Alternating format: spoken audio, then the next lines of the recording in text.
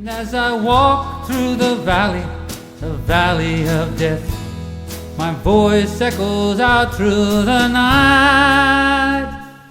Lord, Lord, whatever your reason, don't believe the reason right.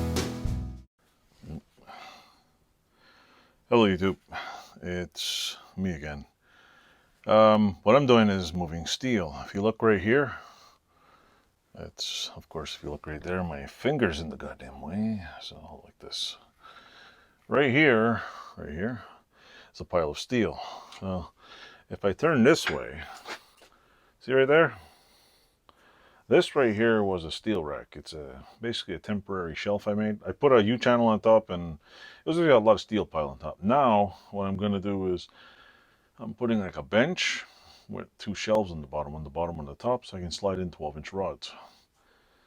See this mess right here? It's all getting cleaned up, putting brackets in there, put a top on it. And the brackets I have are basically homemade brackets. I'm going to finish one tomorrow, put them in primer to slap on the wall because there's nothing really else needed.